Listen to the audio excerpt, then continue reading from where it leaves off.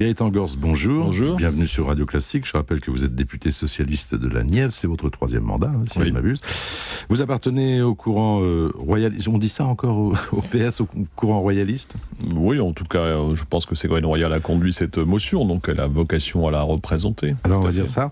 Et c'est à ce titre que vous venez d'être nommé secrétaire national du PS, chargé d'exclusion, peut-être aussi pour vos compétences. Vous connaissez bien Martine Aubry ? Oui, très bien, oui. Je me souviens d'une certaine loi des 35 heures à laquelle... J'étais le rapporteur. Vous étiez le rapporteur. C'est une loi qui a alors suscité un flot de critiques, et je me disais qu'en cette époque un peu différente des années précédentes, est-ce que il n'y a pas un fondement intéressant à regarder là ? Sur les 35 heures, sur la réduction du temps de travail, de manière générale. On voit bien d'ailleurs, vous l'avez vu avec les dossiers Continental, qui ont défrayé la chronique ces derniers jours, que des entreprises qui avaient fait voter, parfois de manière spectaculaire avec les médias, une augmentation du temps de travail à 39 heures, reviennent aujourd'hui en arrière. Et tous les spécialistes reconnaissent que la réduction du temps de travail peut être aujourd'hui pratiquée sur le mode défensif, mais peut être aujourd'hui une alternative au licenciement ou au chômage partiel. Donc effectivement, la réduction du temps de travail montre qu'elle peut avoir son utilité dans un contexte de crise, mieux que le financement des heures supplémentaires. Ça me paraît assez clair. Et vous pensez que le MEDEF regarderait les choses un peu différemment aujourd'hui ? Je pense que si on pouvait avoir sur les questions économiques des débats non idéologiques, c'est-à-dire que si on était pragmatique, les 35 heures ont été faits dans un contexte difficile où le chômage était à son maximum. On peut discuter évidemment les modalités selon lesquelles ça a été réalisé. Peut-être que la négociation n'a pas tenu suffisamment de place. Je pense qu'on peut avoir un débat. Aujourd'hui, il faut regarder les choses de manière très concrète. Les 35 heures ou la réduction du temps de travail, plutôt que les 35 heures, peuvent être un outil efficace pour éviter de laisser à eux-mêmes toute une série de salariés qui seront victimes des plans sociaux qui se préparent. Alors on a l'impression que le MEDEF n'est pas très à l'aise ces temps-ci avec les options prises ou affichées par le président de la République et par le gouvernement finalement. De temps en temps, vous, opposants, vous trouvez pas un peu en accord avec ce gouvernement ? Écoutez, là encore, je pense que nous sommes en période de crise, donc je pense que le rôle de l'opposition n'est pas de faire de l'opposition systématique. J'ai toujours défendu l'idée que nous devions avoir une approche ouverte. L'important, c'est de trouver des solutions. C'est d'abord de rassurer nos concitoyens. En période de crise, ils ont besoin de savoir que le bateau est gouverné, bien tenu, que ceux qui occupent ce bateau, c'est-à-dire les représentants qu'ils ont désignés, sont d'abord préoccupés par leurs problèmes que par les problèmes internes ou des problèmes de compétition entre eux. Je ne suis pas certain qu'on réussisse tout cela, mais en tout cas, c'est comme cela qu'il faut voir la politique. Je suis pas sûr que le président de la République se comporte en vrai capitaine. Qui peut dire aujourd'hui où est le cap ? Où est-ce qu'il emmène ce pays ? Je crois que c'est une partie de la crise que nous traversons, une crise de confiance, en plus d'une crise économique.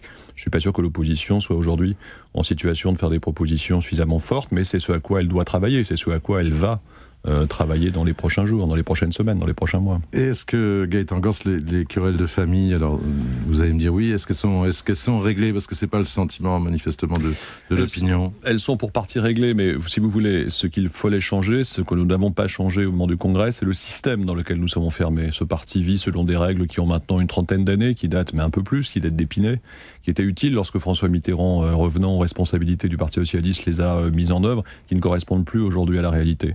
On a un système qui est figé sur des courants, qui se transforment souvent en clans, en sous-clans, en sous-sous-clans, qui se disputent les places, les influences. Ça n'a rien à voir avec la qualité des hommes ou des femmes. Paradoxalement, le Parti socialiste a des hommes de talent, mais le système est organisé de telle sorte que la dispute y est permanente. Il faut donc changer ce système par le vote des militants. Moi, je suis favorable à un système dans lequel on fait du vote majoritaire, le suffrage universel, le régulateur de la vie du PS, le régulateur systématique. Mais il y a un grand écart. Alors, si on parle un peu d'idéologie, on sent bien que Martine Aubry a envie de rassembler tout le monde, et c'est son rôle de chef de l'opposition. Mais il y a un grand écart idéologique qui semble se creuser au sein du Parti socialiste. Non, je pense que je rêve. Non, je pense que vous avez noté effectivement qu'il y avait des différences assez sensibles qui pouvaient s'exprimer, y compris parmi ceux qui appartiennent à la majorité qui a émergé lors du dernier congrès. Mais le problème, ce n'est pas ces différences-là, c'est que ces différences-là sont celles du passé. Le problème du Parti socialiste, c'est qu'il n'arrive pas à recréer de nouveaux clivages. Le PS est un parti qui est démocratique par essence, qui a toujours connu des clivages. Moi, je m'intéresse à l'histoire du Parti socialiste depuis longtemps et l'histoire de ses idées. Le débat y a toujours été vif, les oppositions très fortes, mais elles traduisaient de vraies orientations politiques distinctes qui pouvaient se rassembler à un moment donné naturellement. Le problème aujourd'hui, c'est que, pour les raisons que j'ai indiquées, c'est-à-dire l'importance des clans, des appareils qui se partagent le pouvoir et les places, le parti ne peut plus débattre des questions de fond et les clivages ne peuvent plus s'opérer sur les véritables différences qui existent. Il y a effectivement entre nous des différences. Il y a ceux qui sont plutôt tournés vers les méthodes classiques, celles que les socialistes défendaient au temps de la splendeur de la social-démocratie dans les années 70, ceux qui sont plutôt tournés vers l'avenir et qui cherchent des voies nouvelles. Le débat entre ceux-là n'arrive pas à se former, n'arrive pas à se fixer, parce que nous sommes enfermés dans des clivages qui sont anciens, qui sont dépassés. Mais c'est quoi les voies nouvelles auxquelles vous pensez ? Les voies nouvelles, c'est revisiter l'ensemble des thèmes qui sont les nôtres. Aujourd'hui, on voit que la République, qui est fondée sur le principe d'égalité, est confrontée au problème de la diversité. Comment le traitons-nous ? Moi, je préconise une approche ouverte. Je ne pense pas que la République puisse, sur les questions de diversité, par exemple sur les statistiques concernant les populations qui font l'objet de discrimination, elle puisse les refuser. Je pense que nous avons besoin pour agir. Si nous prenons les questions économiques, il est clair que nous devons avoir une approche qui n'est plus une approche idéologique, mais pragmatique sur ces questions, parce que l'important, c'est une économie qui fonctionne. Sur le problème de la solidarité, nous devons nous interroger sur la question de savoir pourquoi, alors que nous consacrons beaucoup de moyens à la solidarité, cette solidarité n'atteint pas directement les plus modestes et qu'il y a un sentiment dans ce pays que les dépenses sociales ne sont pas toujours efficaces, alors qu'elles sont absolument nécessaires. Sur tous ces sujets, je pense qu'il y a un débat qui doit s'engager.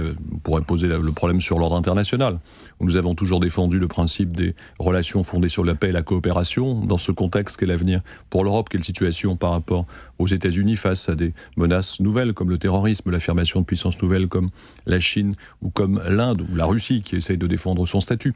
Les socialistes doivent se remettre en question ces sujets parce que c'est d'eux, et c'est pour ça que je suis d'autant plus insistant sur ce point, c'est d'eux que viendra la rénovation politique dans ce pays. Elle ne pourra pas venir de la droite. Mais Gaëtan Gors, on a bien l'impression que cette rénovation politique dépend toujours de l'échéance présidentielle. C'est dans 3 ans, et qu'il y aura toujours 2, 3, 4 écuries différentes. J'allais dire qui se tirent la bourre, ce qui n'est pas très joli comme expression, mais au fond, c'est comme ça que les Français regardent ça, non ? Alors oui, mais il y a 2 réponses à cela. La première, c'est le leadership. C'est-à-dire quand vous avez des gens, des hommes et des femmes aux responsabilités qui prennent ou qui ont le sens de leur responsabilité, vous arrivez à mettre de côté ces situations. La question qui est posée aujourd'hui à Martine Aubry et à d'autres, c'est de savoir s'ils auront cette capacité. Le deuxième enjeu, évidemment, c'est de profiter du temps qui est devant nous. La présidentielle, ça va venir très vite. Mais le travail que nous pouvons mener, c'est un travail qui peut nous occuper 1 an et demi, 2 ans, s'il est fait très sérieusement et qui peut nous permettre, il est encore temps, si j'ose dire, de le faire, mais il ne faut pas mettre la charrue avant les bœufs. Le projet politique, les valeurs politiques sur lesquelles nous nous mobilisons avant toute autre préoccupation. Puis je vais vous poser une question personnelle. Quel âge avez-vous, Gaëtan Gors ? Je viens d'avoir 50 ans.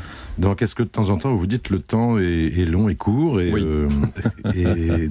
Y compris dans ma famille socialiste, donc je pense à autre chose, ou peut-être qu'il faudrait faire autre chose ailleurs, enfin... Répondez-moi franchement.